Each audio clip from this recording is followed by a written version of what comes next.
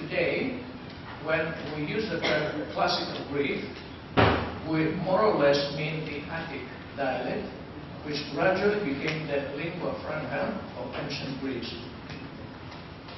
This recognition came from the 6th century BC onwards, and particularly after the Persian Wars, when Athens became rich and powerful and the core of the country regarding art, letters, and cultural activities. At that time, classical Greek was used, cultivated and elaborated upon by philosophers, poets, writers, etc., and it reached its pinnacle of perfection. It is said, for the language of that era, that if it were to participate in language beauty competitions, nobody would deny the first prize. It is the language that even gods used to speak. I shall return to classical Greek after having a brief look at two aspects of the Greek language, writing and alphabet. Coming to the issue of writing with regard to its direction, it is interesting to know that Greeks originally used to write like the Phoenicians or like the Arabs later, that is from right to left. After that, they adopted what is called Fustrophion writing, following the direction of an ox plowing a field, starting from the right again, continuing to the left in the first line, left to right in the second line, and so on. It is only in the 6th century, that BC of course, that they changed to the system that we use today, that is from left to right throughout. What sort of alphabet did they use? According to the existing evidence, and I'm following my videos at this point, in the long history, Greeks used types of writing as follows, and you have done on your second page, going to the third page. Of course, the dates here are only approximate. Hieroglyphics from 2000 to 750 BC. Linear A, 1700 to 1400 BC. Linear B, 1400 to 1200 BC. Cypriot Minoan writing, 1500 to 1100 BC. Cypriot syllabario, 600 to 400 BC. And finally, the Greek alphabet from about 1000 BC to today. The highlighted ones, in other words, hieroglyphics, linear A, and Cypriot Minoan writing, have not been deciphered yet. Now, if we want to have an idea of what they were like, we go to the second last page of the handout.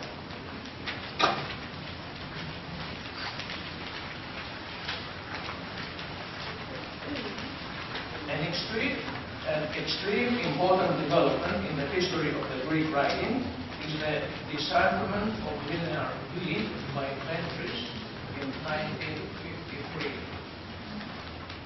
And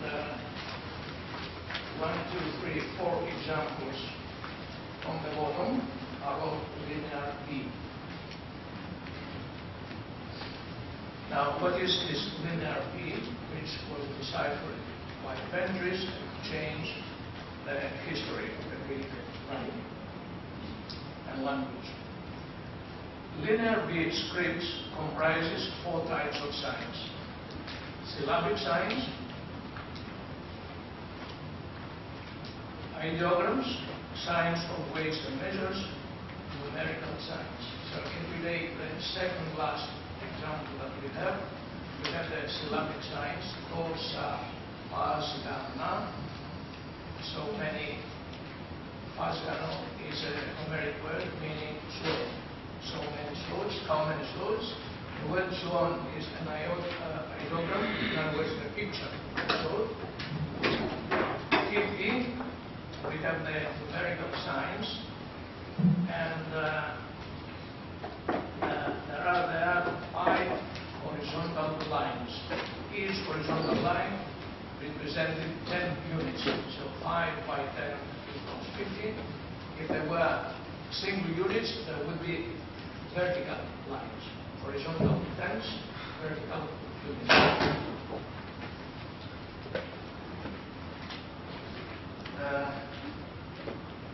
And also, if we have a look at the last one, RC, phase, meli, forex, 1.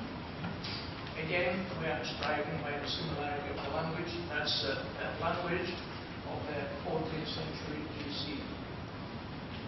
We understand meli, which is honey, RC, phase, dedicated to all gods, and how much honey forex is of 1 forex.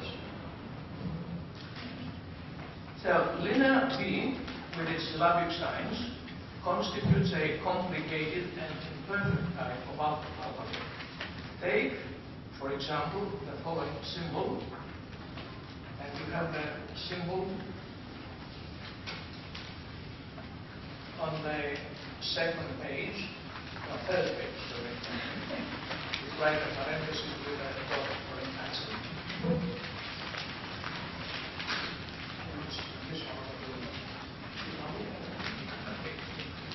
So if we take that symbol, that could represent any of the following syllables.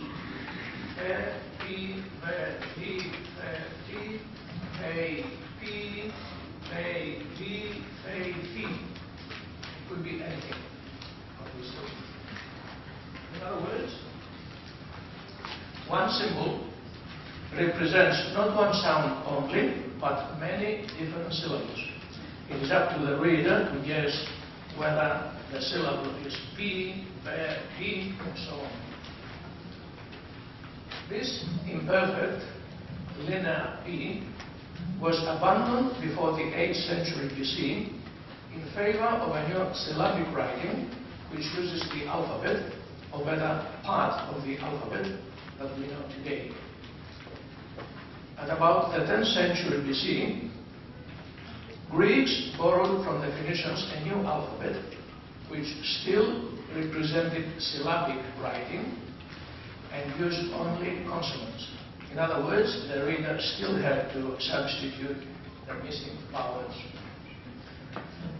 The Greeks improved this type of writing to perfection by inventing the vowels and creating a new form of writing in which each letter represented one sound. The Greek alphabet was later adopted through Latin by almost the whole of the known world. In conclusion, there is no doubt that the Greeks were the inventors of the alphabet as we know it today. Greek alphabet, Roman alphabet, Cyrillic and Coptic alphabets later. There is also no doubt that the Greeks borrowed some letters, shapes and names from the Phoenician alphabet. Alpha, beta, gamma and so on are not Greek words.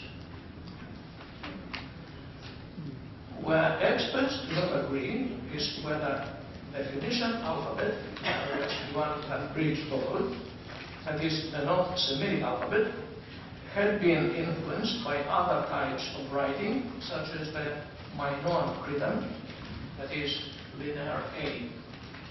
I remind you that linear A has not been deciphered, and we're not sure whether it contains Greek.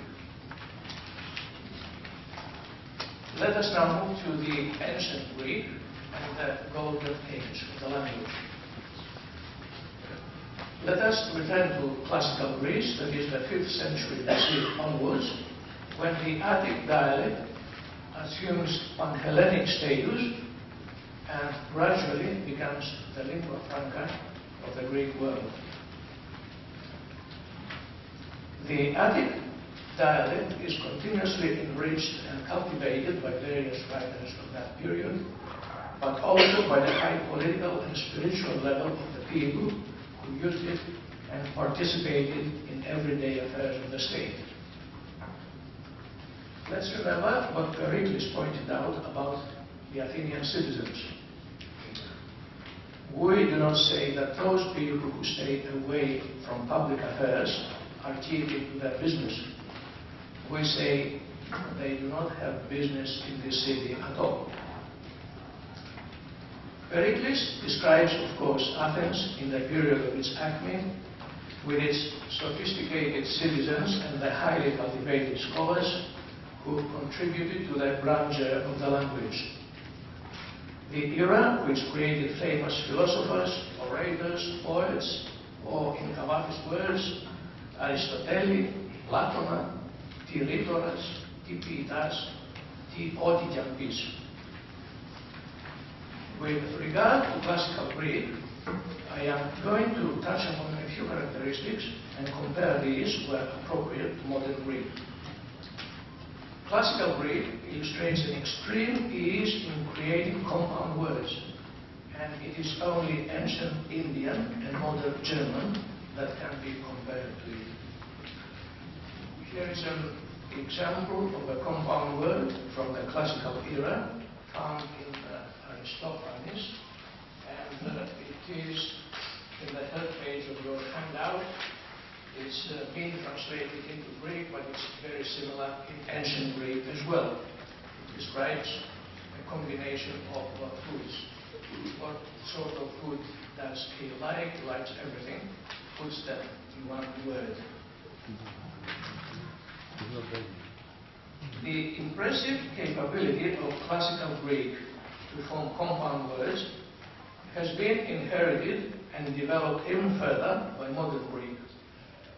What has been lost in modern Greek is the infinitive, which is of vital use in classical Greek. The use of the participle, which is also extensively used in classical Greek, has also been drastically reduced in modern Greek.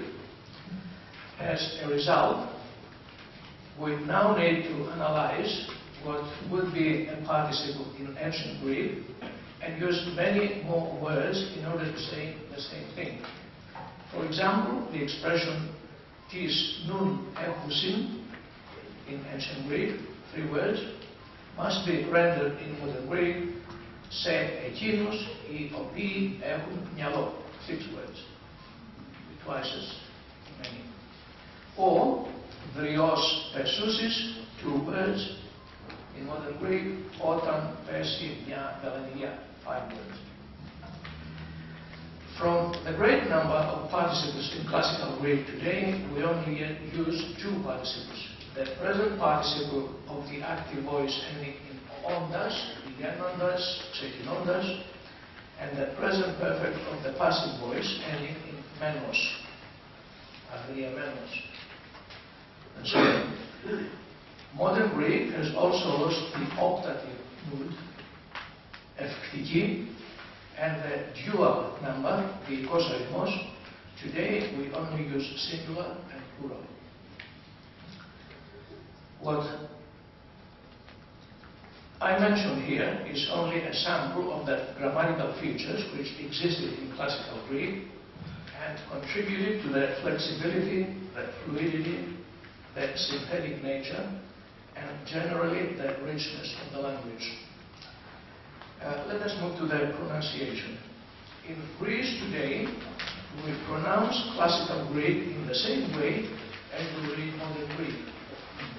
But we ignore the fact that ancient Greek presented several differences in pronunciation. The alternative system of pronunciation, the Erasmian, which is used outside Greece, tries to be faithful to the ancient Greek pronunciation as much as possible. Let us have a quick look at some of differences in pronunciation between ancient and modern Greek. In ancient Greek, there was distinction between short and long vowels. So, eta would be pronounced as a long omega as a long o, ypsilon as u, so on. Diphthongs were pronounced as they were written, so